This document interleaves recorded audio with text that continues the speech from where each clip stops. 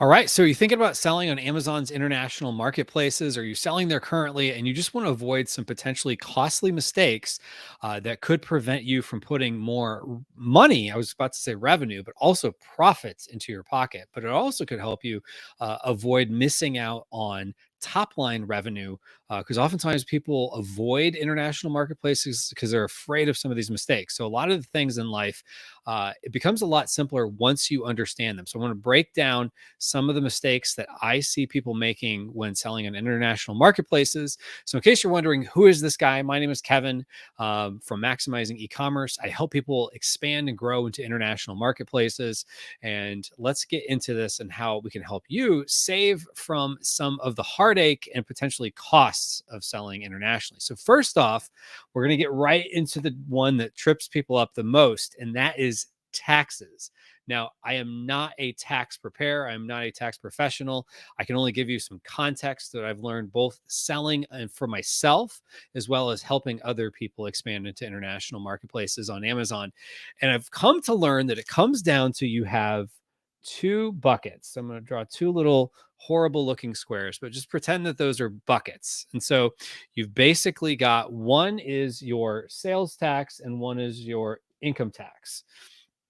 Now, again, I'm not the tax professional, but what trips people up the most is I have found, especially in the front end when they're starting to do research, they have someone that does their income tax. And so in the US, that's generally a CPA, a certified public accountant. Other countries, maybe they call it a chartered accountant, whatever that is for you and where you live, you might have someone that's preparing your taxes. In fact, if you don't have someone that prepares your income taxes, I highly recommend you do speak to someone because that is that important. Now, what happens is people will say, "Hey, I want to do this." Go into another marketplace. So they start asking questions about value added tax or GST in Canada to their local, let's say US based CPA who has done lots of training in this and has no idea about this, especially in another country.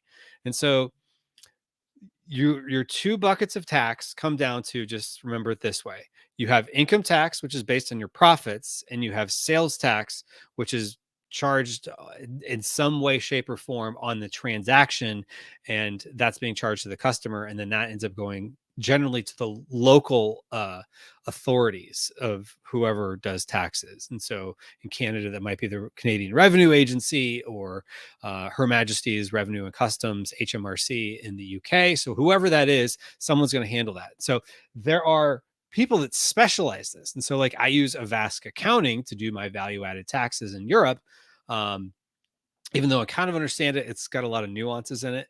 I'm comfortable enough at this point to do my own figuring things out for goods and services tax, GST in Canada. But if you're not confident, go to the right professional. So what happens is, and when in doubt, just go to the right professional. But here's kind of a good analogy when it comes to taxes, and this is what's trips people up a lot of times is they will, again, go to their income tax preparer, ask them about sales tax. That's the equivalent of if you were to go to your dentist and say, and if you followed me, you've probably heard me say this analogy before. You go to your dentist and you say, "Hey, doc, now that I'm over 40, I'm having trouble seeing up close." And they say, "Well, okay, I mean, I can help you with your teeth. You want me to x-rays? You want me to clean them?" "No, no, no, I want you to get me glasses." They're going to say, "That's not what I do. I specialize in teeth."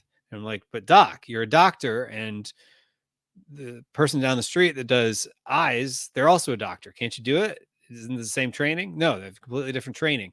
So go to the right tax professional about your situation, whatever that is.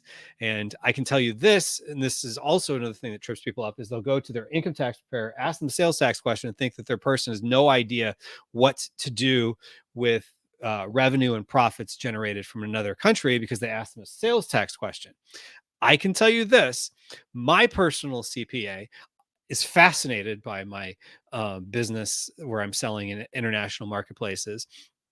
And he has no problem figuring out what it is. So in bookkeeping software will, translate or convert, I should say, the costs that maybe are in Canadian dollars or euros or whatever, and put it into US dollars. And so he just uses those reports, and it's not that difficult to come up with. And we'll talk a little bit more about pricing and currency here in a moment, but just keep this in mind. It is sixth grade level math. And I'll explain that here in a moment, why sixth grade level math is what it takes to figure out differences in currencies. And so if you have a certified public accountant who probably has a degree in accounting and has done, all kinds of additional work and continuing education, they can figure it out. So don't worry. The taxes part, just make sure you follow along with what you're supposed to pay and where you're supposed to next step register. You'll be fine. So then the next step is the registrations. And so this one also trips people up, or people want to get around it. And so somebody just messaged me earlier today as I'm recording this, saying, hey, I really want to go to XYZ country. Do we have to register? I would say yes.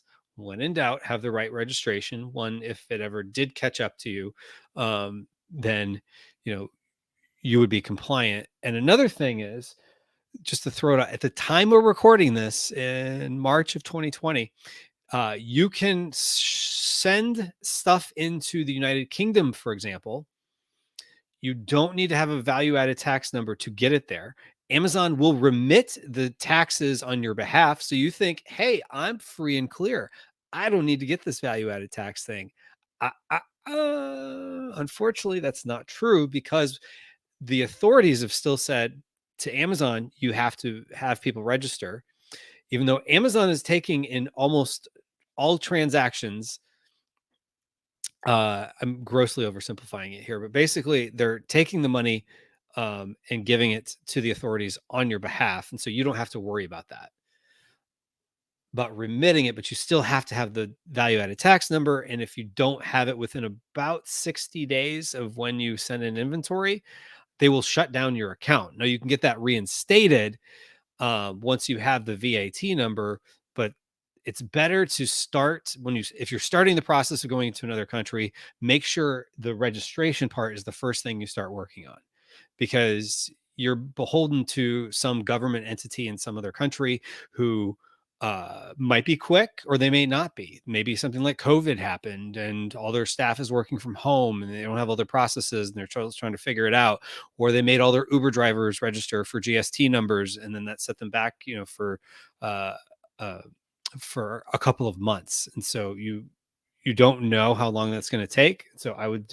start working on this for a while. And some countries are easier to register into than others, and talk to a appropriate professional about that and what registrations you need. Oh, and if you have anything that's ingestible or a supplement or anything that makes any sort of health claims, you definitely want to start looking at, or a pesticide related thing, anything that has anything to do with chemicals going in the skin, going in the mouth.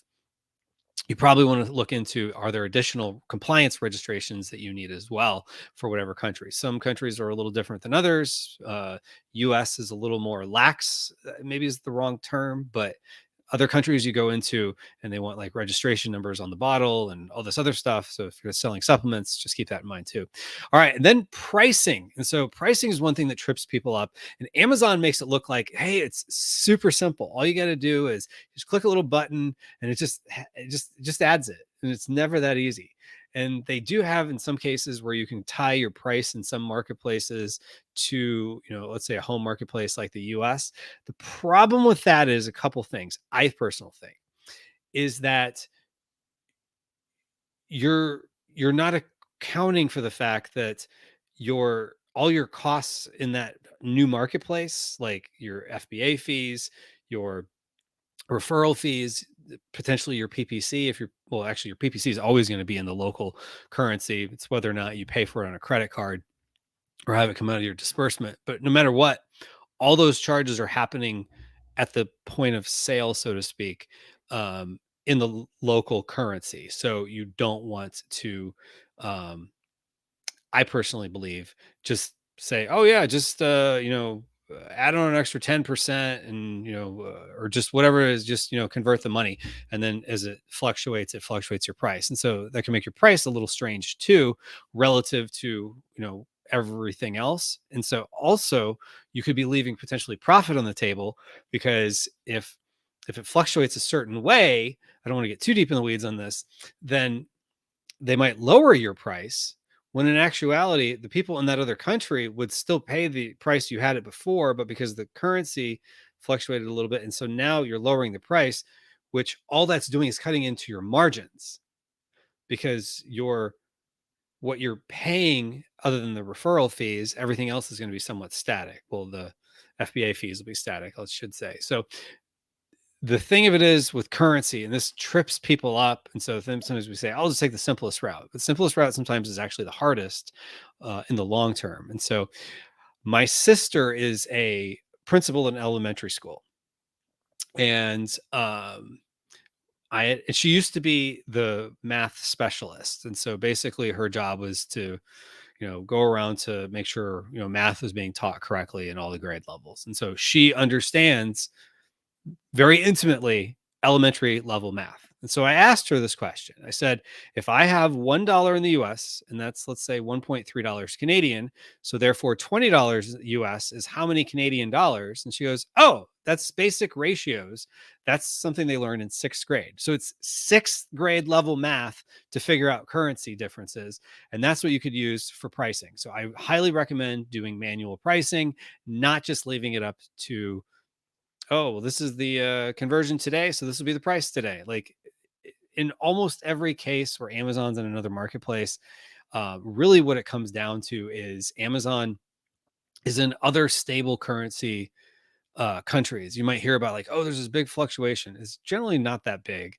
And generally it's not that much more, but or generally I should say, generally it's not that big of a impact, I should say. When there is a fluctuation, we're not talking about hyperinflation. Generally, if the US dollar is inflating, so are the other currencies too. So generally speaking, these kind of like float together. And so it's not perfect, but it's usually right there. And then if there is a big change, it's usually not that big, and it doesn't affect your entire all the money you're making in sales. It's whatever you're taking as a disbursement. So whatever Amazon's dispersing to you every 2 weeks, that's the part where really you're potentially repatriating from, let's say British pounds into US dollars, or whatever the case is. And so it's not the whole price. And so I also recommend, and I didn't put this on here, and so we'll make this a bonus mistake to avoid. And I think that is putting PPC charges on a credit card, because what happens is every time money moves in a currency from one currency to the other, you lose a little bit. And it's not generally outlined. It's usually just baked into a rate that's not as favorable. And so you move money from US dollars to Canadian dollars, and then or Canadian dollars to US dollars, and then let's say US dollars back to Canadian dollars to pay off, your PPC charges or something along those lines.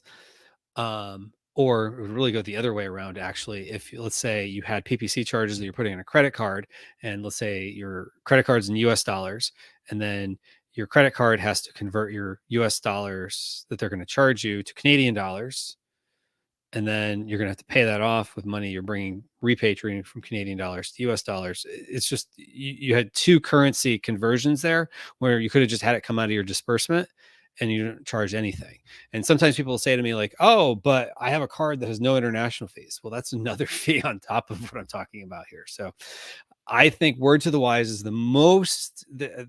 going back to pricing, we'll say currency management is another mistake people make sometimes.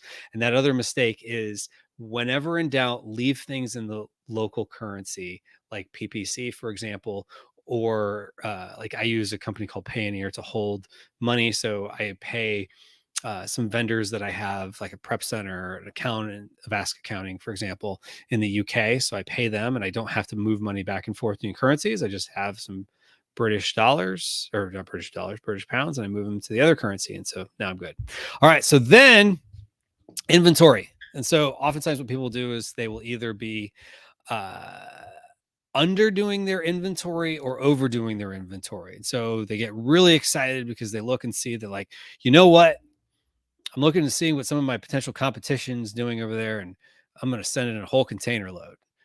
Whenever in doubt, as much as I'm optimistic, I think scaled down. And so if you think you might get 10-20% of your US sales in Canada, for example, start closer to 10, maybe even a little less than that.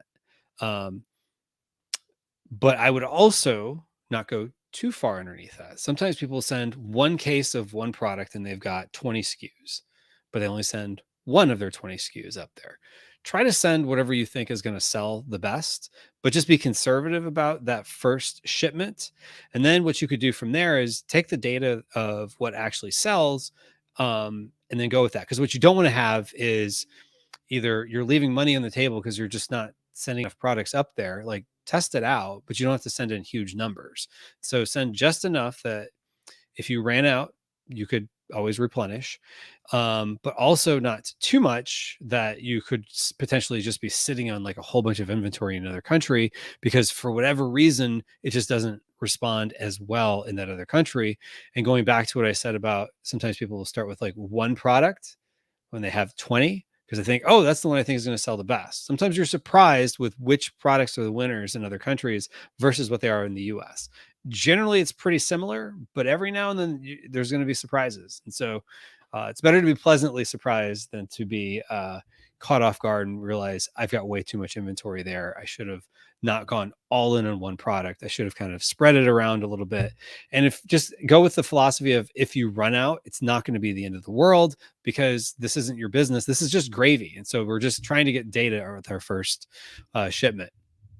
Then another thing people do is focus on the wrong marketplaces. So I'm a firm believer of focus on marketplaces where you're going to get the best return of your investment of time and energy, not just of money. And so what will end up happening is, Amazon will make a recommendation on there's usually a widget on Seller Central, which check it out. Why not? But sometimes people say like, oh yeah, it looks like Mexico is going to be my best country.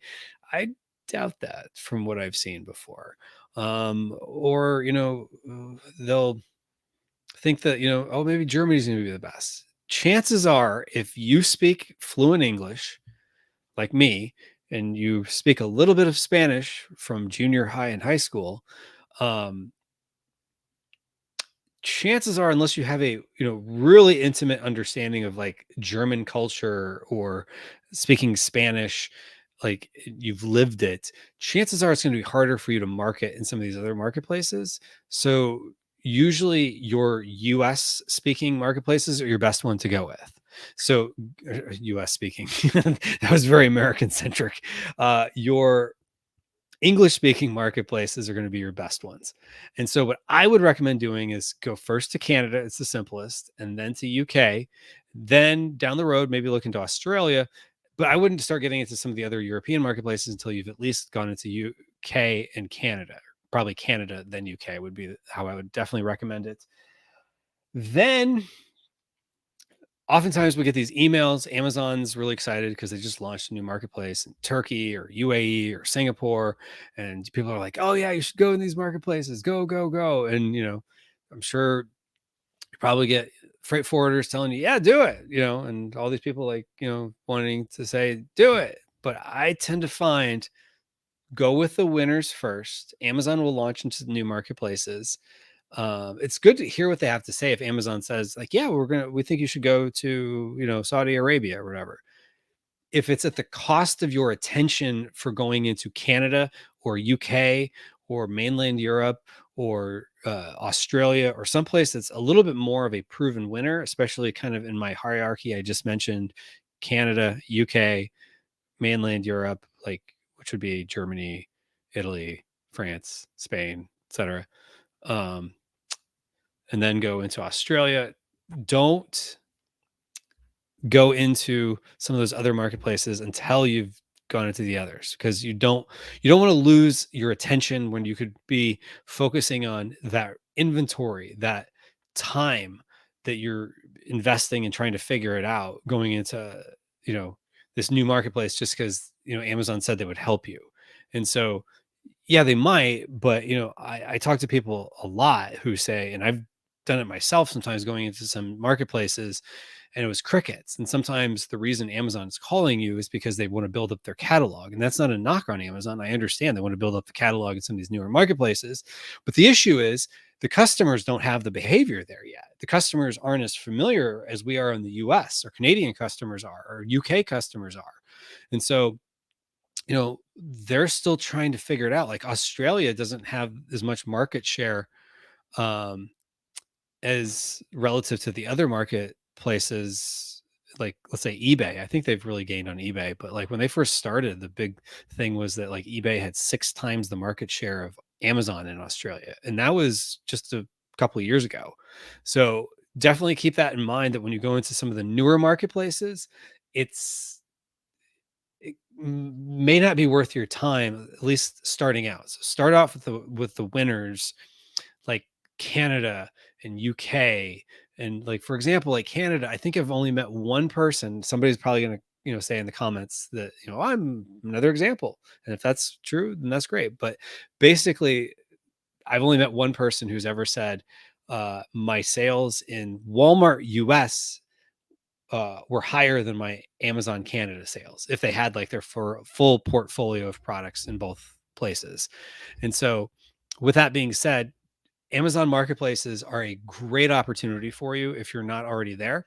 I would definitely recommend looking into it. And if uh, you haven't started getting into some of these other marketplaces, that leads me into one of my other mistakes that people make, is that's not taking action. That they have I made this purposefully make it look like a to-do list, because a lot of times we put things on our to-do list, like I'll get to that someday, maybe, someday, maybe. Guilty as charged with a lot of things that I do, where I put it on my to-do list for someday, maybe.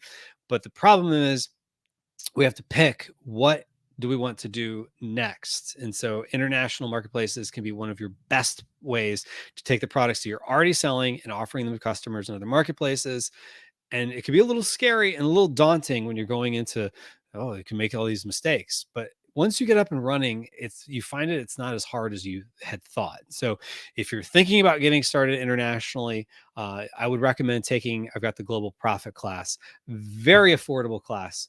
As we record this, it's $7, and so you could just there will be a link down below. You can sign up for the Global Profit class for just $7, and you can start getting your international empire growing. And so that's what I would love to see for you.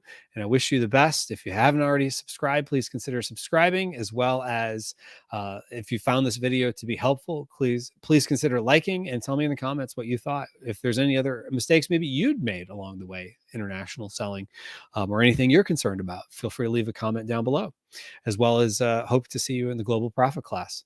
Take care.